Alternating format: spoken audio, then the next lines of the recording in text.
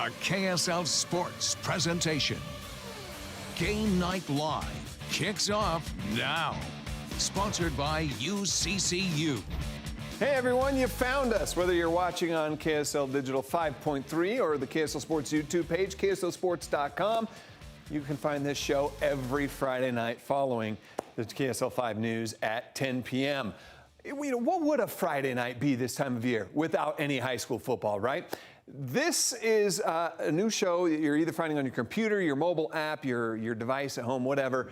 This is KSL Sports Game Night Live Rush is what we're calling it right here on the KSL Sports YouTube page. It's extended high school football highlights coming to you from games all across the state tonight.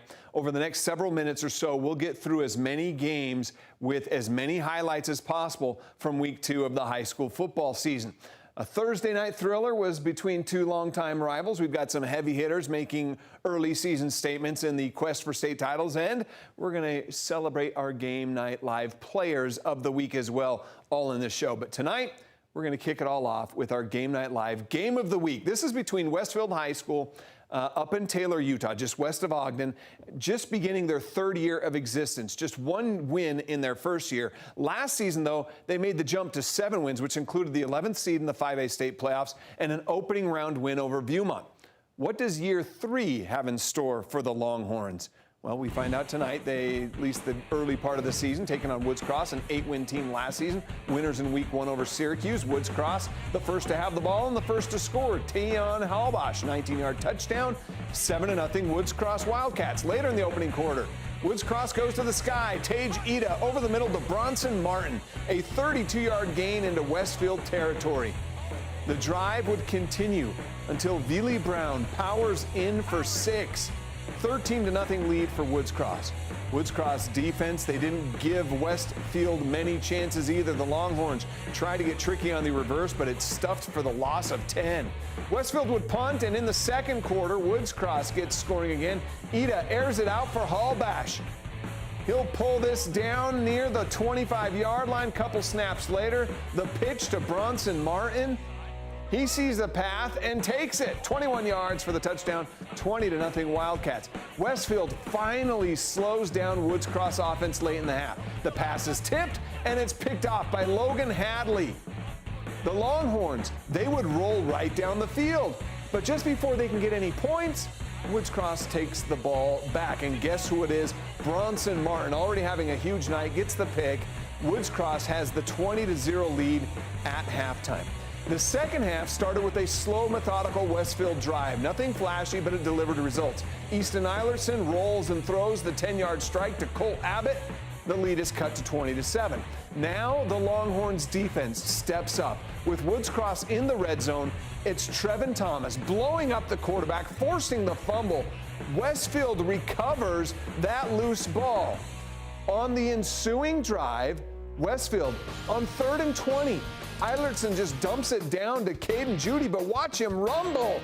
Breaks a tackle and goes 24 yards for the first down to keep the drive alive to end the 3rd quarter. The drive continues into the 4th quarter, and it would end with Elijah Woods running it in for the score, and the lead is cut to 20-14. Then after another defensive stop, the big play Longhorns show up, and Sly saw it coming the whole way. You got one-on-one with Ortegon in the slot right there. Ortegon's got a 2-way go. Go. Yep. He's going to win. Eilertson. Yep. Ortegon's got it. Yep. Gavin. Ortegon. 80 yards. They're not going to catch him. He's got too much speed. And the Longhorns have tied the game. That's easy. Yeah, Sly's called it the whole way. Westfield took the 21-20 lead after the extra point. Woods Cross not done, though. Under 2 minutes to go, knocking on the door. Sam Barr able to get the touchdown run. He had over 100 yards rushing. Woods Cross leads 26-21. Can Westfield's second half surge lead them to a win, though? Eilertson going to the air for the end zone, but it's picked off by Corey Flanders inside the 10, and that seals it for Woods Cross. A thrilling Friday night game for Game Night Live. JJ and Sly were on the call for the game, as you heard. They bring us more from our Game of the Week. What an absolutely awesome game we had here tonight. night. Didn't look like it was going to be that way, but Westfield fought back. We end up having a game with 792 yards of total offense. I'm going to start with Westfield, and we'll get to Woods Cross because they certainly deserve a lot of recognition tonight, Sly. But this Westfield team had gone 6 scoreless quarters to start the season, but they found something here in the second. Yeah, definitely. You look at that first quarter, they were a little bleak, but their defense actually stepped up, right? They stopped Woods Cross on a couple times, and that gave a little energy to the offense, and they found themselves. They had a little bit of momentum in that second quarter. They came out with the ball in that third quarter, put on a 7-minute drive, and then they were rolling after that. Rolled it off, 21 straight unanswered points, took the lead at 21-20, and then at the end of the day, Woods Cross came up and made the play. Yes, Sly, I'll get to Woods Cross now because that's a team that dominated most of the night. Yes. Took the foot off the gas in the third quarter, paid the price. But what I learned about Woods Cross tonight and what we learned last week against Syracuse is this team knows how to fight and they know how to win games at the end. Yeah, which is what it matters. Is how do you finish games? And that's what I think Woods Cross learned about themselves. They understand that, look, we can be behind and we can come back and win games. We can be ahead, lose a little bit, and end up finishing games. And they just played it with a lot of heart tonight. Tage Eda did a great job of leading this team at the line of scrimmage. And Sam Barr, in replacement of Ryan Miller, looking like Spike from Little Giants out there with the 22. And he just is carrying defenders, had 105 yards and a touchdown, 27 carries tonight. Carried the load, did an amazing job. This Woods Cross football team is tough, and they are primed and ready to be state championship contenders. They are definitely a team to watch in 5A and a contender at that. And Sam Barr, Cafe Rio, player of the game. Woods Cross wins this game 26-21. We got another game of the week this week. On Saturday night, we're going to Skyridge. Orem versus Skyridge on KSL TV, 5.3, KSLSports.com, the KSL Plus app, KSL Sports app. We'll get that game to you, and it's going to be an awesome one. We'll see you down in Lehigh tomorrow night. Sam, back to you. Yeah, hope that delivers another great game as well. How about a rivalry night? Colville versus Camas, North Summit, South Summit. A rivalry series that's been played since 1942. First quarter, South Summit, 38-yard touchdown. Jesse Clegg makes it 8-0. Later in the quarter, North Summit on the run. Crew Richens makes it 8-6 with the touchdown. Then in the second quarter, South Summit, they're going to roll 43 yards on the legs of Jesse Clegg for the touchdown, and they take a 15-6 lead. In the second quarter, still North Summit, they're going to the air. 9-yard touchdown pass. Grant Whalen, 22-14 at the half.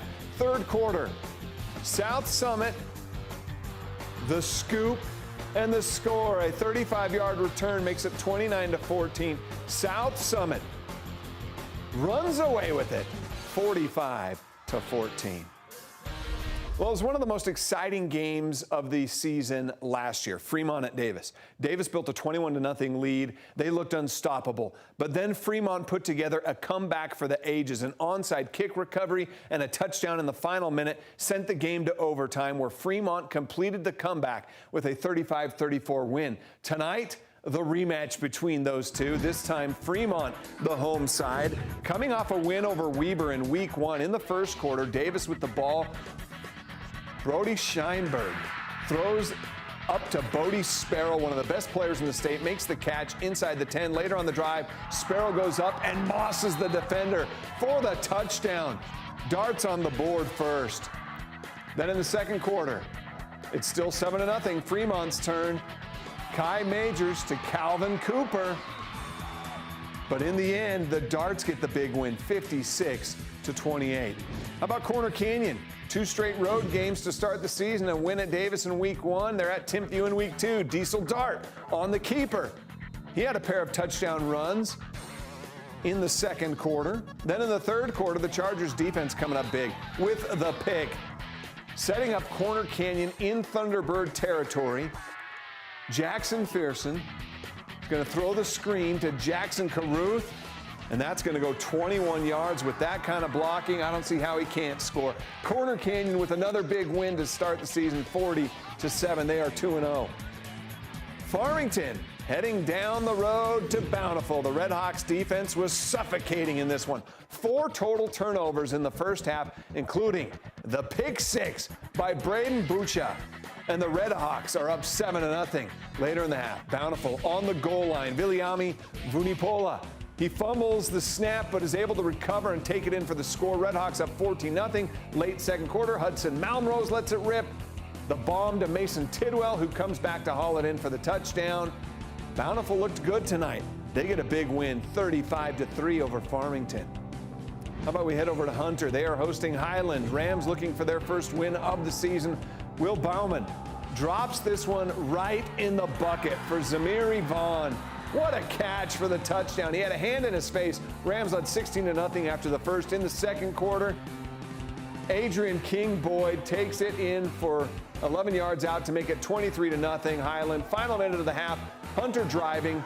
Ryder Apea making a couple of nice moves to elude the defenders. 23-yard touchdown run to get the Wolverines on the board, but with time expiring, Bauman finds Aiden DeMarco for 6 more. The Rams led 30-6 at the half. They go on to get the win, 36-14. Well, a combination of both mental and physical maturity is the major reason why you rarely see underclassmen like freshmen and sophomores starting at the varsity level on a high school football team, especially at quarterback. But Pineview quarterback Coy Doman, he's not one of those kids. The sophomore passed for 450 yards and 4 touchdowns, no interceptions in week 1 against Manti. I can't wait to see what he does in week 2. Let's check and find out. Pineview hosting the Cedar Reds. In the first quarter, it was Cedar's quarterback, though, striking first. Jackson Mann airs it out. Wide open is Hunter Burgess, 75 yards for the first score of the game. Panthers answer right back, though. Here comes Doman, connecting with Carter Buchanan. And this is going to be a 68-yard score to tie the game at 7. After a Cedar field goal in the second quarter, Doman and Buchanan would hook up again. This time, over the top for 38 yards. What a pass. They go on to get the win, 34-30. Pineview did have a 21-14 halftime lead, holding on for that 4-point win. Grantsville was down 24-7 at the half against Richfield. They shut Richfield out in the second half and came back, though. Just over 3 to play, 4th and 8 for the Cowboys. Crew Allred finds Dawson Dunleavy for the touchdown to tie the game. Grantsville gets the ball back. Less than a minute 30 to play now in the game. Little misdirection here. Allred finds Beck Mondragon. And that one gives them the lead in the end zone. Last chance for the Richfield Wildcats. They're down, but they're not totally out yet because they've got the ball last here. And the ball is going to the air. But Brigham Moritzen picks it off. That seals it. Grantsville, what a comeback tonight for the win. 31-24 over Richfield. All right, from 2006 through 2010, Bingham and Alta, they swapped blows. Bingham won 3 state titles, with Alta winning 2 during that stretch on the football field. The rivalry, it gained the nickname the Black and Blue Rivalry. After a long hiatus, though, that rivalry was finally rekindled last year, with Alta winning, improving its overall record in that series to 16-14. A tight series it is. On Thursday night, they met each other on the football field once again, and they delivered a thriller. It was a defensive slugfest to start the game, too. Alta backed up against their own goal line, not going anywhere. Marlon Laban with the big TFL. But Alta's defense was just as stingy. The big hit in the backfield by Charlie Gates to pop the ball loose. Neither team would score in the first quarter. In the second quarter, Bingham got rolling with the pass game. Knox Dawson over the middle to Beckham Greaves. 14-yard gain to midfield. Then Dawson over the middle again. Guess who it is? Greaves again. This time a 22-yard pickup inside the 30-yard line. The Miners get into the red zone when Dawson connects with Chance Marty at the 14-yard line, and the drive would also end through the air. Dawson to Marty again, a 6-0 lead after the missed extra point. Alta's air game didn't go quite as well. Oh, it's intercepted! What a play! What an interception! Great Look at job. him go up and get it. Yeah, everything seems to be rolling for Bingham. They lead 6-0 at half. In the third quarter, Miners back on the attack. This time, Tovo Paella up the gut for the touchdown. Another missed PAT made it 12-0 Bingham.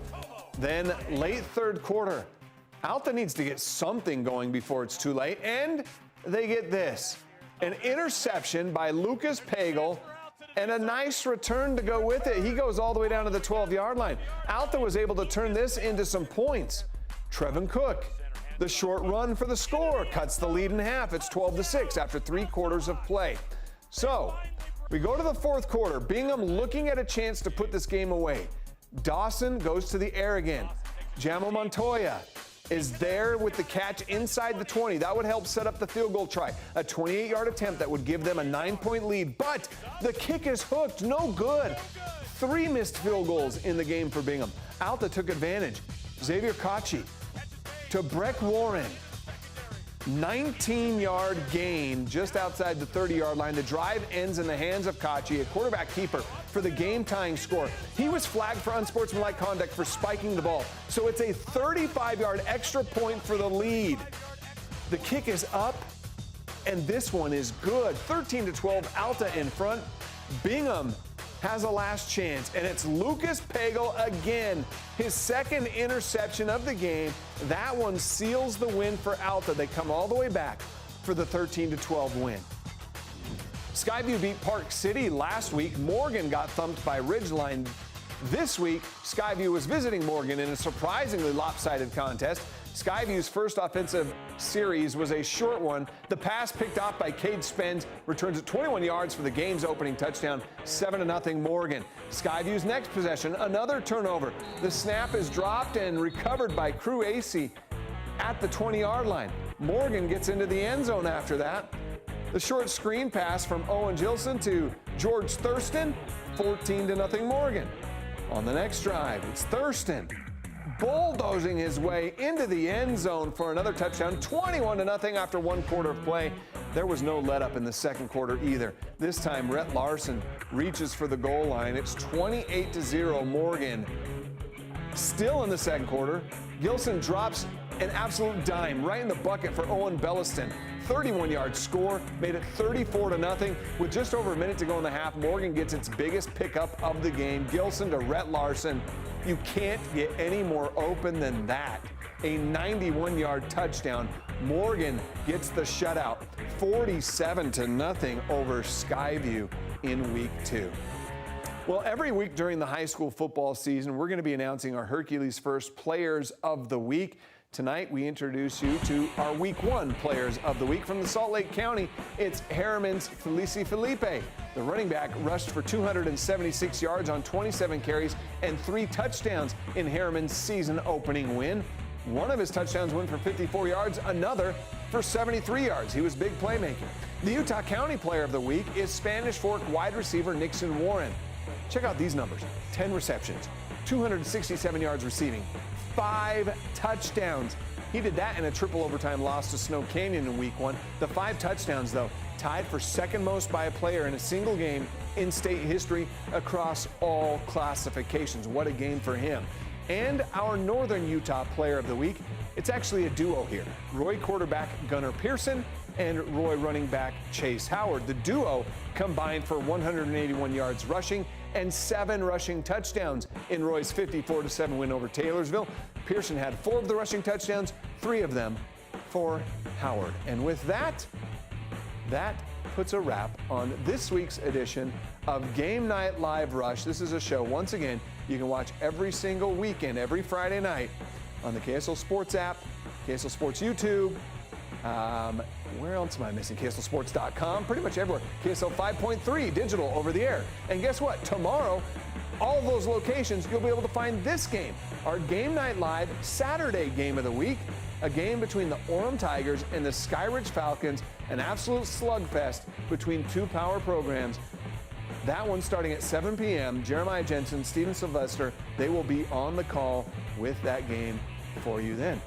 All right, thanks for tuning in with us tonight, and we hope to see you back here again next week for American Fork and Timpview. That coverage begins Friday night at 7 p.m. as well, the game of the week for week 3. A Utah County rivalry between those 2 schools. Sly and JJ will be on the call there, and of course we'll have full extended highlights from that game coming your way right here on Game Night Live Rush after the news at 10:35. Yes, KSL Sports, your home for all things high school football. Have a good night, everyone.